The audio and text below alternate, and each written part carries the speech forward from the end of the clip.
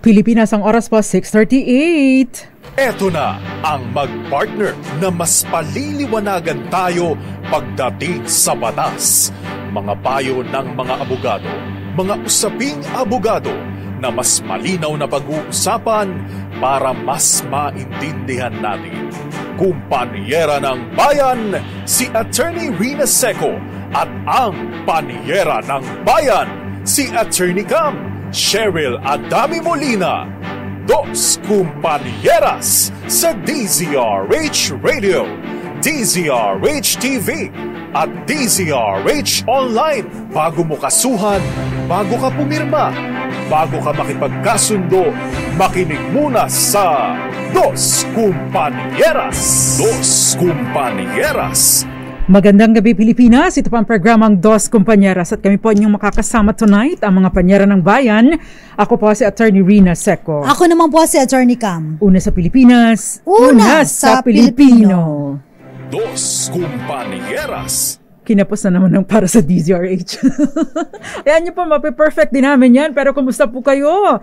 Kumusta po ang nagdaang weekend? Sana ay nakapahinga kayo ng lubusan para sa isa na namang isang linggo ng pagpupunyagi. Naku, Monday pa lang ngayon. Feeling ko pa naman Thursday na, bukas Friday. Sorry ka, wrong ano. Naku. Sabi nga, wrong number. Wrong number. Anyway, good news po dahil may big time rollback sa mga presyo ng produktong petrolyo bukas. Sa magkahiwalay na abiso ng oil companies, may 245 na rollback sa bawat litro ng gasolina habang 190 naman sa diesel.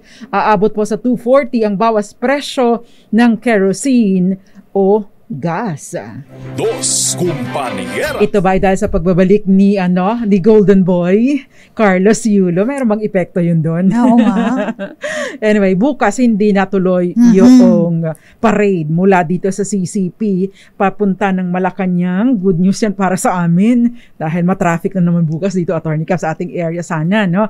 Pero on Wednesday daw po matutuloy, no? But anyway, yun pong mga update dyan, no? Magkakaroon po ng coverage ang ating news team at maririnig po ninyo at mapapanood po ninyo dito sa ating himpilan. Dos Kumpanieras. Maganda po ang ating talakayan tonight dahil lahat naman tayo, Attorney Cam, yung may mga ari-arian. Usually yan, may tax declaration. Sabi ng iba, tax deck. Tax deck. Tax deck. At saka, alam mo naman tayo, nagsisimula lahat sa tax declaration. Kasi yung iba pong namang mga may-ari po, wala naman po pong pampatitulo. Kasi alam mo, Attorney Cam, hindi ka pwedeng magkaroon ng titulo na wala kang tax declaration. Correct. Pero pwede kang mayroong tax declaration kahit wala kang titulo. Kasi, Attorney Cam, ang pinag-uugatan, no, ang pinag-uumpisahan ng pagpuproseso ng title ng property ay ang tax declaration. Ang tax deck. Oo. Di ba tax deck? Yes, tax declaration certificate. Ano nga ba ito? Ito yung pinagbabatayan po ng ating amilyar taon-taon. Kasi ito pong tax declaration certificate ay by virtue noon namang nakasaad din sa ating batas na isa sa mga kapangyarihan yung amilyar isa sa mga kapangyarihan po ng ating mga local government units. Ito yung pinanggagalingan or isa sa mga pinanggagalingan ng mga pondo ng ating mga LGUs. Dos Kumpanieras. Ang tanong, Attorney Cam, kung ang property mo wala kang title, no? Or say may title ka o kahit meron man o wala, tapos may dalawang tax declaration certificates. Hala! Pabor sa magkaibang tao. Hala! So, kanino bang karapatan ang mananaig sa kanila? At dyan po iikot ang ating talakayan tonight. Kaya naman if you have questions, 0919-282-6485. Gayon din sa ating mga tagapakinig sa DZRH TV 4K live stream. Good morning, good afternoon, good evening, and good night. At Attorney Cam sa ating mga Facebook pages dahil live din po tayo tonight sa Facebook. Hanapin nyo lamang po, i-search nyo po DZRH News, DZRH News Television at DZRH Dos Compañeras Facebook page. Like, follow, and share na rin po para naman marami pang makaalam at makapanood nitong ating episode. Kung meron silang mga problema, at least meron silang magamit na guide. Yes. Kasi alam mo, Attorney Cam, napakamahal din ang serbisyo ng abogado ngayon.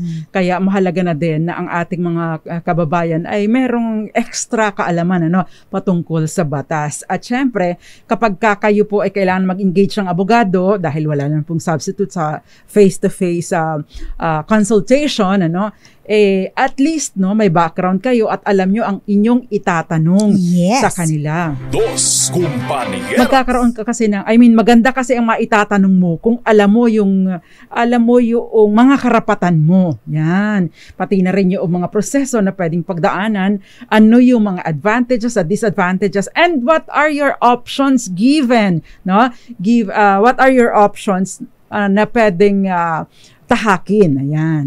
Dos Compañeras. Meron din po tayong malakas promo tonight. Ang tanong, kung walang title ang lupa at may 2 tao na nagkiklaim dito, kaninong karapatan ang mananaig? Ipadala po bilang private message sa ating DZRH Dos Compañeras Facebook page together with your name, your address. At si Attorney Cam ang bahala po sa inyo. Ang sagot nyo, syempre, huwag nyo kakalimutan. Ano ba yan? Ano ba to? Mini mo kapag may 2 tax declaration certificate? Ganun ba? Sino sa kanilang 2 ang mananaig? Yan. So, pipili po kami ng isang mananalo ng 500 pesos tonight. Dos Compañeras. Bago tayo mag-pause for commercial, ano nga ba yung tax declaration? Binanggit na po natin, dito po pinagbabatay or ibinabatay ang buwis sa ating lupa. Ayan, yung amilyar. At ito po ay mahalaga, dahil una, dito po nag-uugat ang pag-a-apply natin ng title ng property. Hindi kayo makaka-apply ng titulo sa property ninyo kung wala po kayong tax declaration or hindi declared for tax purposes ang property ninyo. At syempre, isa itong indicia or ano ba Tagalog ng indicia, Attorney Cam?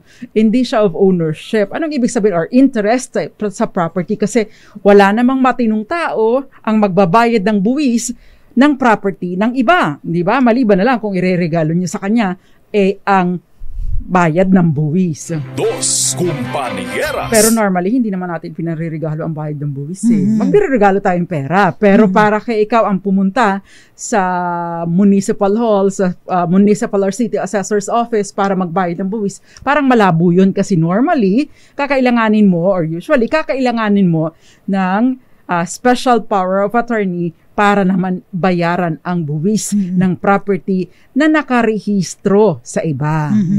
Tandaan po ninyo, napapansin po ninyo, pag meron kayong tax declaration, may 2 box po dyan na chinechekan. So, pwedeng land o kaya po building.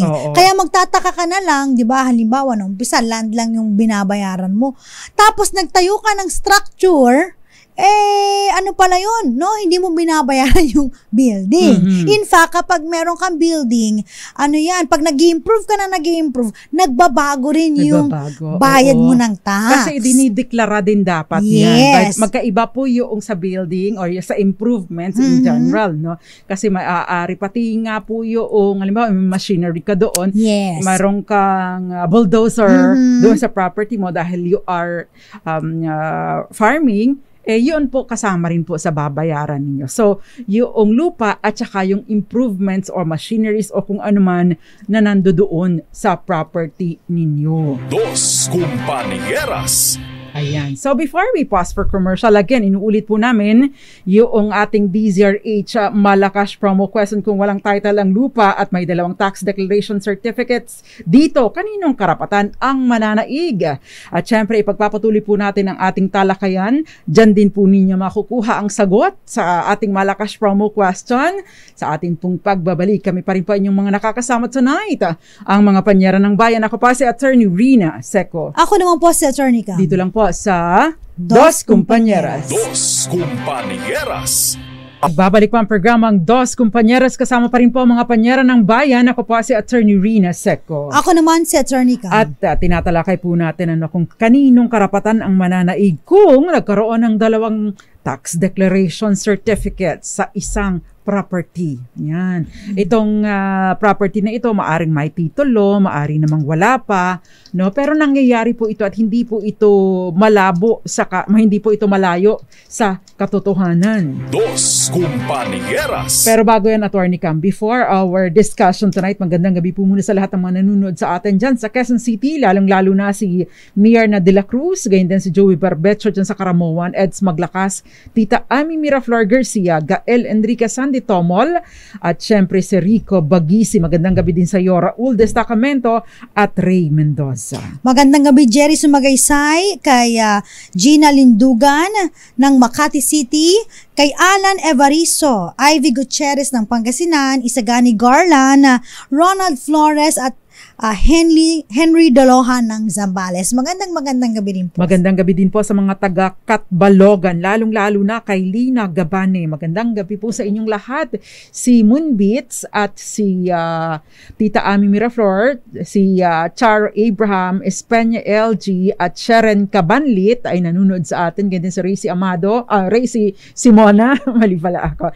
Ganyan si Boboy Pertos at Manuel Nonato, Mami Belen Rivera, Irene Almodovar at Marieta Umbak. Itong si Marieta Umbak ay nag-shift na siya from DZRH News. Lumipat na siya sa DZRH Dos Compañeros ng panonood, Attorney Cam.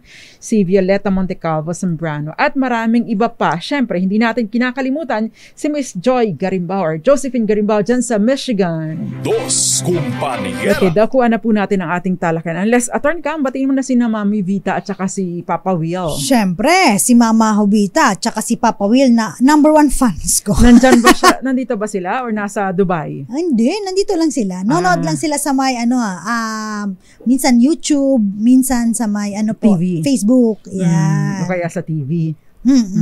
Ayan. Anyway, dakuan po natin ang ating talakayan. Ano nga ba ang kahalagahan ng tax declaration na ba? Siyempre, other than dito pinag-uugatan or dito nag-uugat ang inyong pag-uumpisa, no? Yung inyong application for title. Siyempre, kung walang title ang property, Attorney Cam, no? Wala kang OCT, Original Certificate of Title, o kaya naman ay TCT, Transfer Certificate of Title,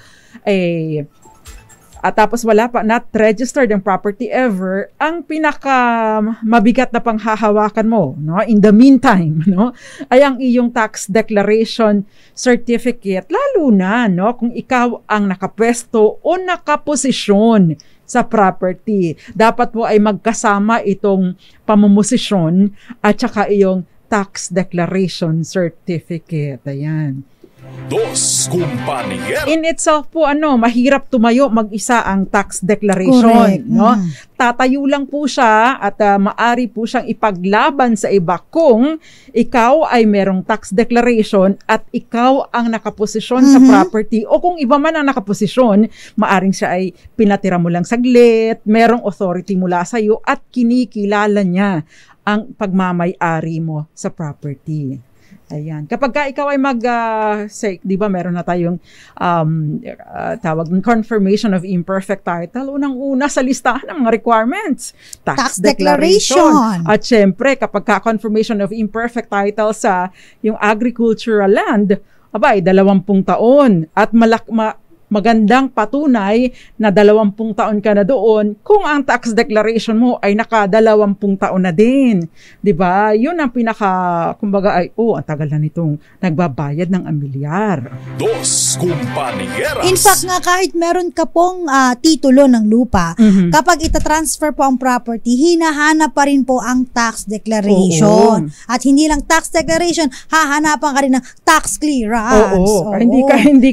Hindi ka pwede, hindi mo magugulangan. Oo, ang mga LGUs. Hindi mo magugulangan Ang ng gobyerno, no? Bago ka makadiretso doon sa kahit pa may title ka, bago ka makadiretso sa Register of Deeds, ay syempre yung pruweba mo ng, halimbawa, yung kung ano man yung naging transaction ninyo, halimbawa ay donor, binili mo ito, capital gains tax, o kaya naman ay donor's tax o estate tax. So, yun, At syempre, no, yung galing sa munisipyo, galing sa syudad na tax, yung mga tax tawag doon, payment ng amilyar. Importante po ito.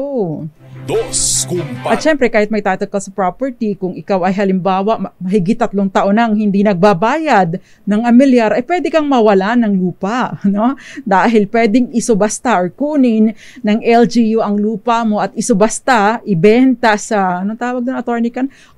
Public auction. Public auction. Yung property mo dahil hindi mo nababayaran ng amilyar. Again, napakahalaga po ng tax declaration at saka ng possession para po sa pagpapatunay ng pagmamay-ari sa property. Lalong-lalo na po kung unregistered o walang titulo ang property. Ang sinasabi po natin, kung hindi rehistrado, walang ibang tao na na nakaparehistro ng property. Unless of course yung registration ay na-secure by fraud o anong term doon, attorney Cam, Tagalog? Yung fraud, panloloko. Ayan. Pandaraya. Say, for example, nagpatitulo yung kapitbahay mo. Parehong unregistered ang properties ninyo. Nung nagpatitulo siya ng property niya, sinakop sa pagpapatitulo yung property mo, di kawawa ka. Ayan. Yan po ay maari po ninyong questionin ang titulo na na-issue pabor sa kanya doon sa property na inuukupan naman ninyo at binabayaran ninyo ng buwis. Kapag po gano'n naman, syempre, pwede kayong mag-file ng recovery of ownership. Kaya again, you can use, magagamit po ninyo na, ako po si Attorney Cam ang naka-occupy sa property. At the same time, ito po yung binabayaran kong buwis, nandito po, nakapangalan po sa akin. Kaya napakahalaga po ng tax declaration at occupation or possession ng property. Kapag ka po ganun, maari po ninyong ipa-cancel kasi may napatitulahan na no? Pwede po ninyong ipa-cancel yung titulo ng property at the same time yung tax declaration because again, yung syempre mag-uugat sa tax declaration. Ayan, Attorney Cam.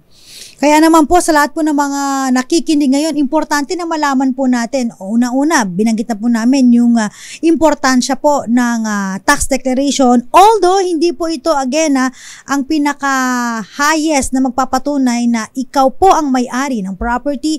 Itong tax declaration na ito ay magpapatunay na ikaw ay may interest sa property at dito pwede rin mag-ugat kung ikaw po ay magkakaroon o gusto mo magpatitulo ng property. Yes. Merong question si Antonia Maria Fanyo Ngaragad. Pakibasa mo nga, Attorney Cam. Nasa DCRH, Dos Compañeras ba yan? Dyan. Sa baba ng, sa taas ng sagot ng pagbati ni Ms. Oscarita Hamiel Recta at Josephine Garimbao, gayon din kay VM Chan Velarde at Mary Queen Buwal. Ayan. Si Antonia Maria Fanyo Ngarangad. Okay, sabi niya, good evening po. Kami po ay may hawak ng title. Nagbabayad na po kami ng taxes. Kaso po, yung lupa namin may nagtanim. Kasi sabi nila, sila raw po ang unang nagtanim sa lupa ng lola namin kahit wala silang hawak na papel. Kanila na raw po yun. Ano po ba ang gagawin namin? Kung ito'y may title, Attorney Cam. Yes. Okay, may title. Mayroon pang tax declaration, may title. Bagaman at ito'y inukupa ng ibang tao, ibig pong sabihin sila ay illegal na nakapwesto doon sa property ninyo. Kung halimbawa po na hindi pa, kung halimbawa po na hindi pa lumalagpas ng 1 taon, pwede po kayo magsampa ng ejectment nakabatay doon sa forcible entry. Pero kapag ka po lumagpas na ng 1 taon ang pagpapesto nila doon sa property, pwede po kayo magsampa ng action publishana. Anong ibig sabihin nun? To recover possession of the property. So wag po ninyong patatagalin dahil yun pong ejectment, forcible entry, unlawful detainer, yan po ay mas mabilis ang proseso. Pero kapag ka po publishana, ibig sabihin action to recover possession, kung basta't wala pa pong mga indication na kinamkam nila na napatituluhan nila or napa-declare nila for tax purposes, action publish siya na recovery lang po of possession. Dahil lang ang sinasabi nga po ninyo ay merong pumosisyon at nagtanim dito sa lupa ng lola ninyo. Dos Compañeras. Kasi kung may title kayo at sino man ang nagsasabi na hindi amin na ito, abay magpakita kayo ng pruweba. And sinasabi ninyo, wala naman anumang pruweba na nagsasabi o nagpapakita kung paano nila ito na-acquire at anong pinag-uugatan ng kanilang karapatan. Dos Compañeras. Attorney Cam. Ayan, sabi dito, may question dito about sa tax declaration. Hindi, TCT naman to. Sabi niya, pwede po bang palitan yung TCT ko dahil hindi po nailagay ang surname ko na gamit ang apelyido ng asawa ko. Ang nalagay pa po ay ang surname ng maiden name ko. Pwede po ba itong i-correct ng Registry of Deeds? Okay, pag transfer certificate of titles po, hindi po ito basta-basta napapalitan, no? Kasi ang magko-correct lang po nito ay ang korte, no? Hindi po ang Registry of Deeds. Now, ngayon kung halimbawa nakalagay ang pangalan mo at kayo naman po ay married, again kung wala pa kayong prenuptial agreement, absolute community of property, I don't think na kailangan mo pang ilagay yung apelyido ng asawa mo kasi automatic naman yun, Panyera. Ang tingin ng batas kayong dalawa ang may-ari doon. Actually, hindi mo kailangang papalitan. Yes, oo. Ikaw din, Mrs., no? Kung ikaw ay Mrs., hindi mo rin kailangan gamitin ang apelyido ng asawa mo. Correct. Kailangan mo lang palitan ang iyong civil status from single to married. Hindi single to double. Dos Compañeras. Magandang gabi po sa mga nagdadrive ngayong gabi, no? Listening daw ito habang nagbabiyahe sa NLEX. Magandang gabi sa Joseph Abalos kasama si Auntie Edith Abalos. Magandang gabi po sa inyo. Kaano-ano po ninyo si Secretary Abalos ng DILG. Dos Compañeras. Good evening din sa iyo, nanonood sa atin sa South Korea, Edjoel Kari, yun ba ang basa doon? Edjoel Kari Leoncio. Magandang gabi po sa inyo. Basahin mo nga, Attorney Cam, tama ba ang basa ko? Malabo mata ko Sa mag DZRH TV 4K live stream sa YouTube. Ayan. Yung last na message, ayan. Si Chito Villahermosa ba? Hindi. Bakit magkaiba tayo? Hindi ko alam bakit magkaiba tayo? Ay, nakita ko na. Si Ed Joel Carl Leoncio. Okay. Leoncio. Okay. Parang tatlo sila. Ed, Joel, at Carl Leoncio. Okay. Baka mga anak niya ito. Oo. Or pwede din naman na tatlo lang ang ang given name niya.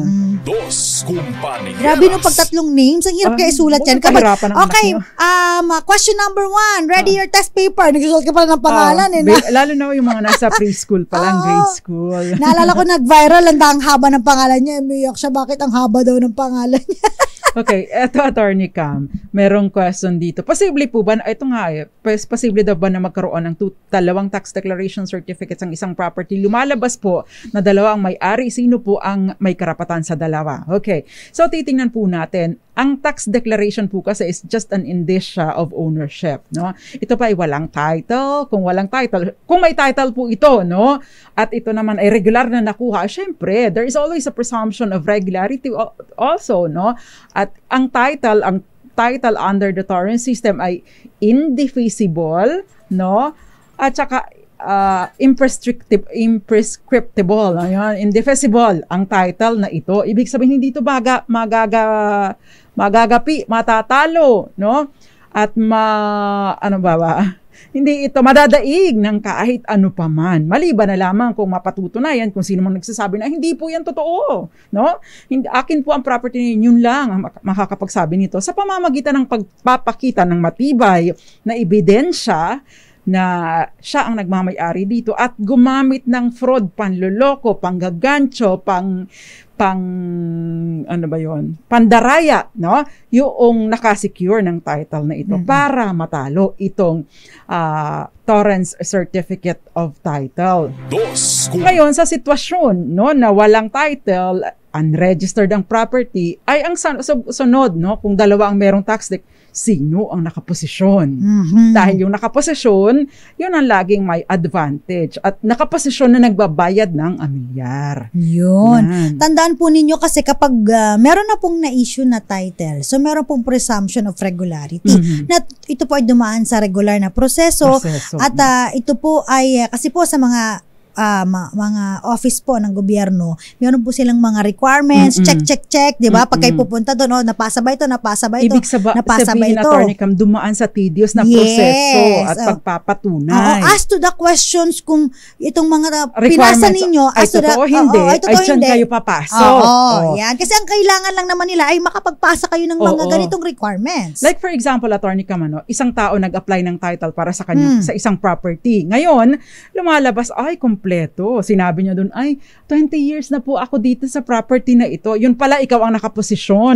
Tapos nung nag-survey, ang taga-assessor or taga-DNR, wala ka doon. No? Hindi ka nakita doon at ang nakapronta ay ang kapitbahay mo. Ay, hindi ako po yan. Yan po ay pinapatirhan ko lang sa kakilala ko o pinaparenta ko lang. Di na i-declare na siya ang nakaposisyon kasi ang pagpaparenta po ay pagre-recognize, no, na yung pinagbabayaran niya, yung nagpaparenta sa kanya, ang siya nagmamay-ari. Kaya nga nagbabayad siya ng nagbabayad siya para makatira doon sa property nito. So kung ganun po ang representation niya or misrepresentation niya doon sa nagsusurvey, na-establish na niya yung owners, yung possession, no? Tapos may tax deck pa, di ayos na ang buto-buto, no? Kapag ka nakapunta na doon sa Senro, dahil sa Senro po ina-apply yung pag-apply ng titulo sa administrative titling. Dos Compañeras. Ayan, next, Attorney Cam. Ito si Joby Barbecho may question. Magandang gabi po mga attorneys.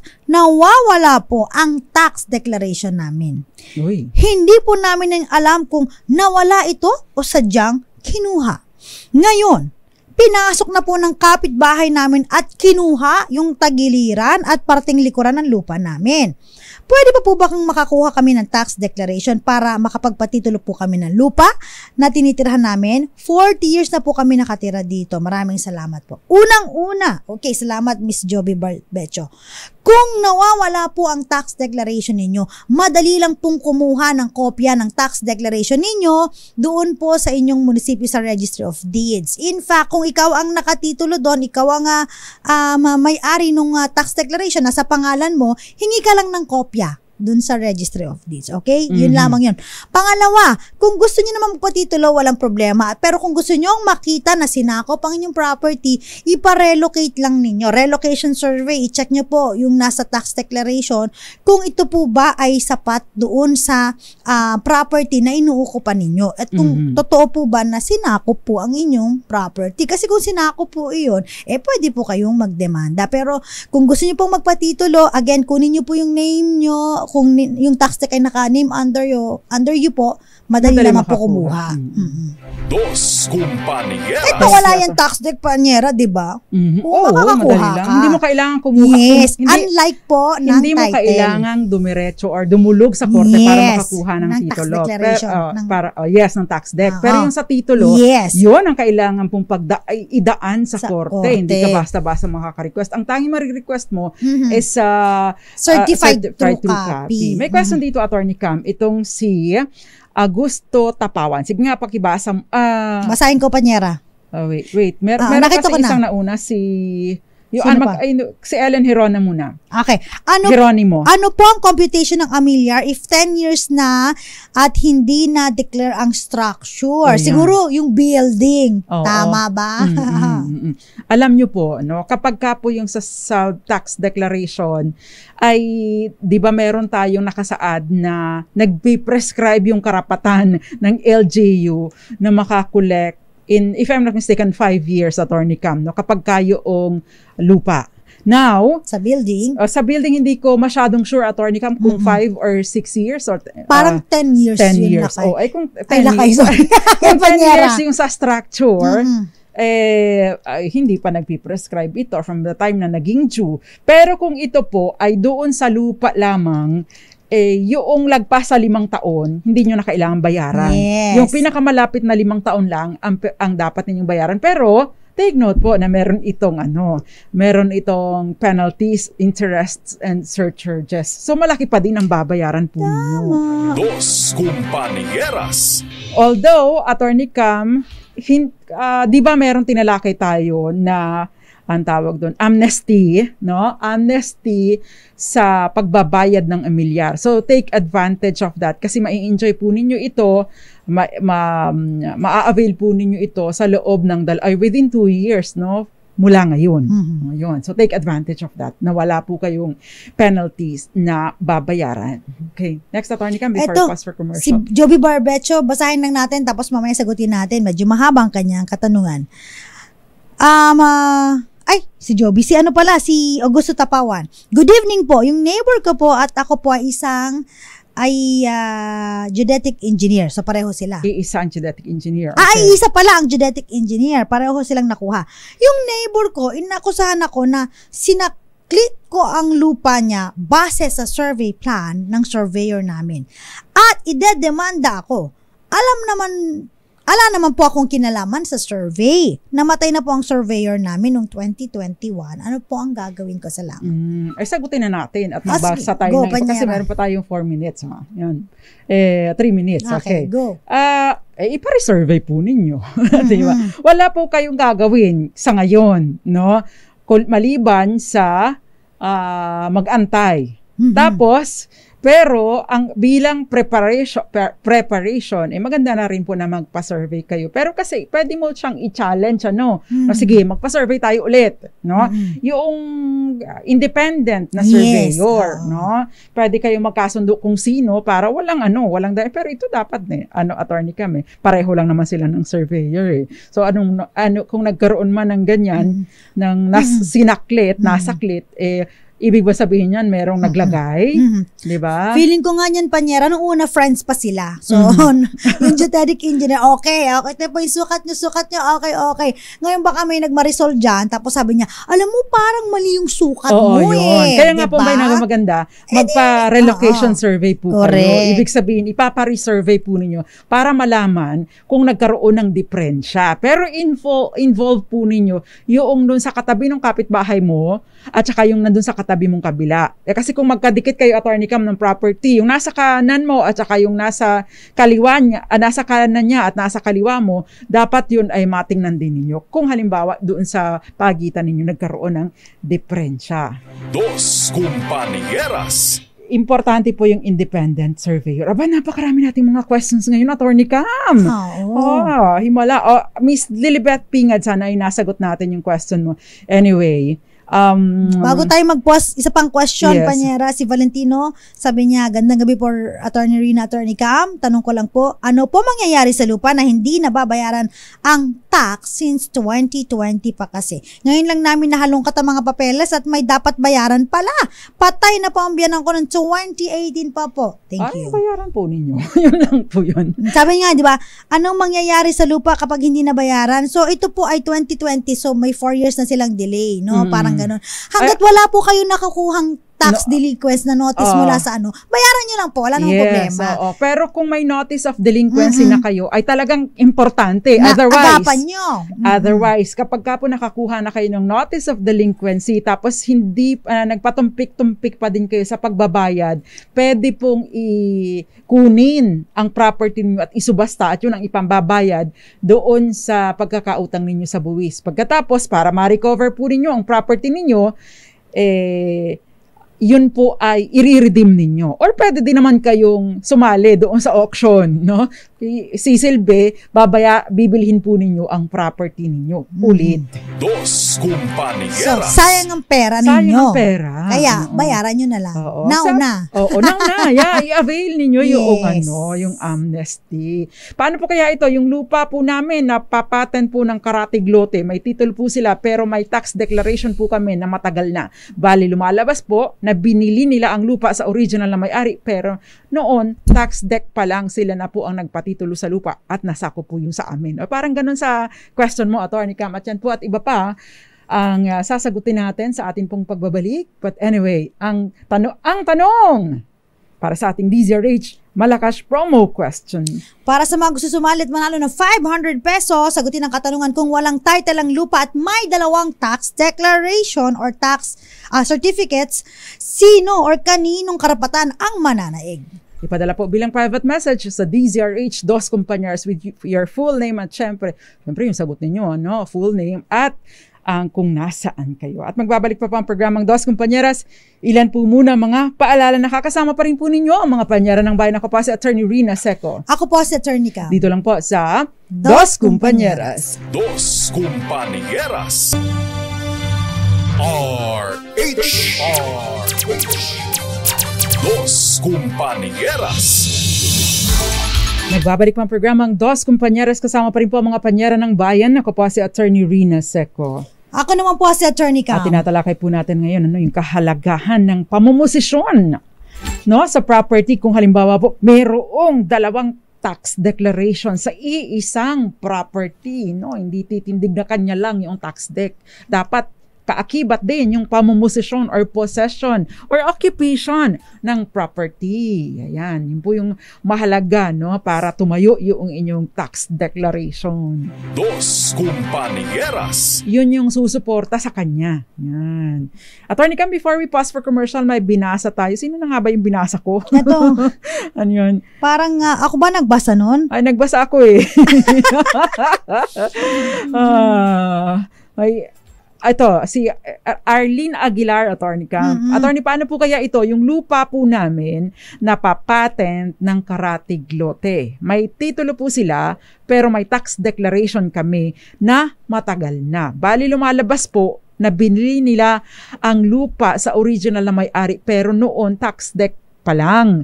Sila po ang nagpatitulo ng property. Dos Compañeras. Bali, Attorney Cam, ito na yung sinasabi binanggit mo kanina na nasasakop, no? Mm-hmm. No? Ito naman yung kanina na binanggit mo ay yung may parehong title, 'di ba? O tapos ito naman walang title, tapos pareho silang may tax deck, magkaibang lote pero kumbaga ito malon.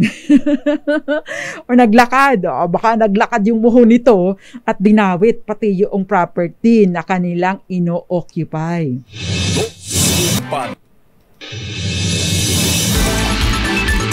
Mali pala yung pinindot ko.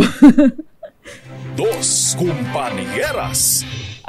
Actually, kapag ka po ganito, nagkaroon ng, kumbaga kailangan po ninyo, paano ba ang nangyari? Nagkaroon po ba unang titingnan po ninyo, yun pong bentahan ng property, no? Syempre, yan ay merong deed of sale.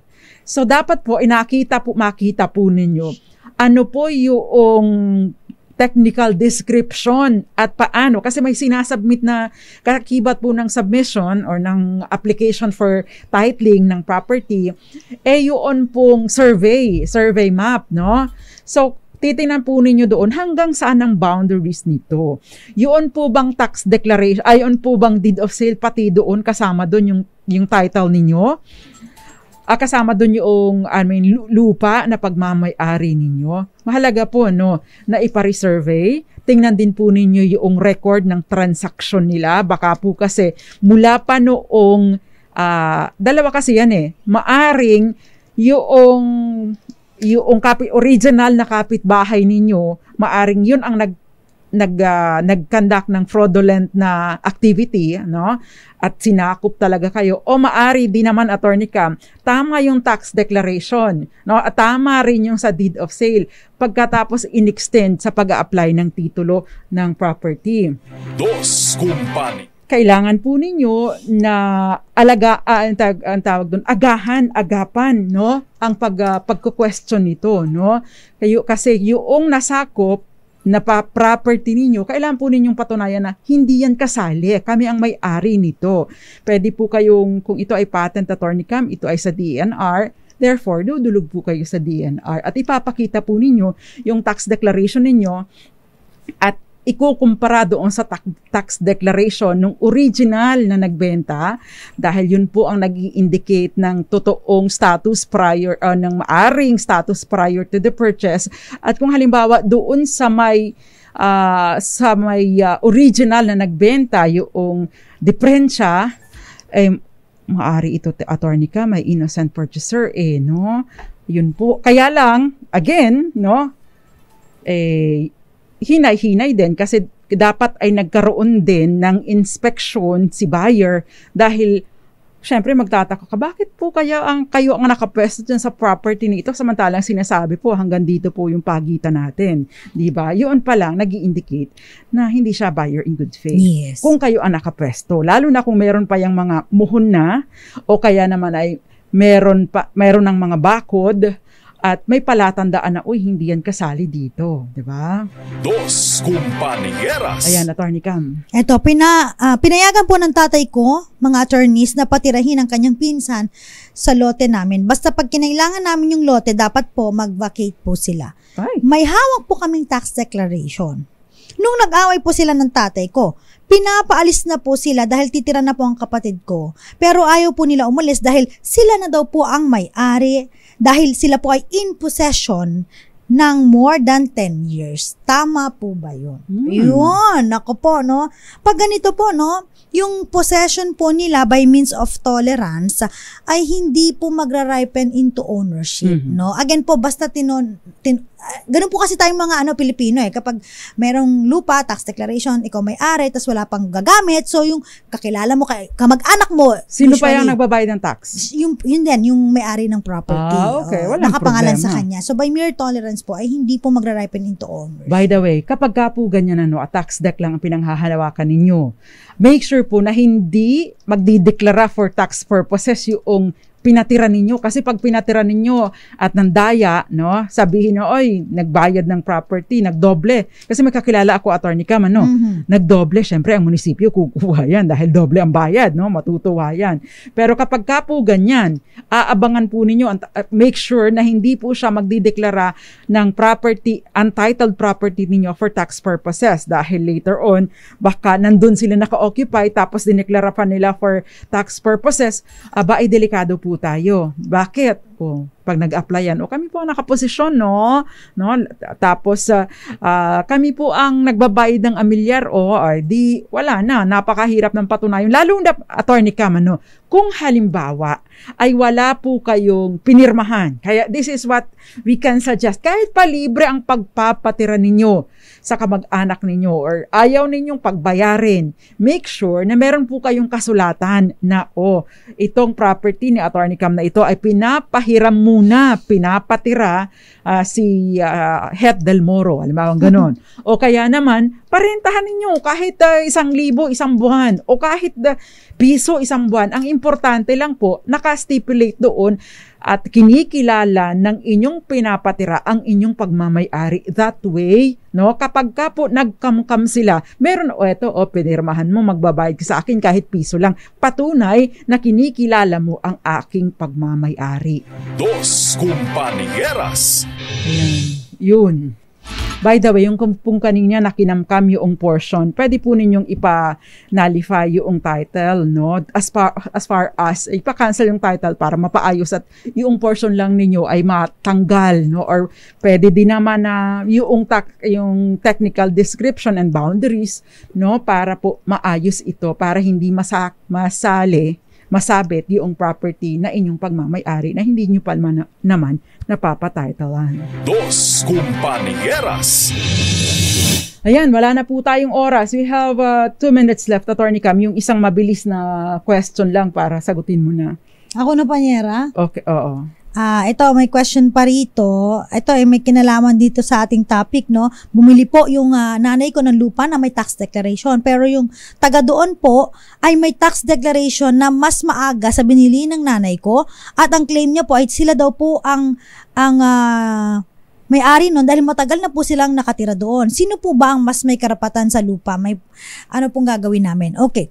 So kung meron pong binili ang nanay nyo ng tax declaration, again po, pag bibili kayo mga lupa ng ganito, no, you always check kung sila ba ay in possession. Kasi yun nga ang sabi natin ni Panyera kanina, no, na kapag halimbawa may tax declaration at in possession kayo, kung nakaposisyon kayo, ayan, may laban. Ang problema, yung binenta sa inyo, recent, sila may hawak ng lumang tax declaration at sila ang nakaposisyon. So sa inyong dalawa, ang papanigan po dito, yung may tax declaration at nakaposisyon. Yes, Yun. yes. Maliban na lamang kung mapatutunayan ninyo Na? na binenta na po sa amin itong nakaposisyon na ito. Yes. Yan, yun po ang titingnan ninyo. Magandang gabi sa Josefina Fajardo. Pwede bang isali sa tax deck ang road right of way na ang nakikidaan, inaangkin niya ang RRW? Hindi po pwedeng angkinin ito. Ito ay nananatili po sa pagmamay-ari ng may-ari ng property and therefore, hindi po ito pwedeng kamkamin. Ang maaari lamang pong gawin ng mga nakikidaan dito ay ipa-annotate yung right of way sa titulo ng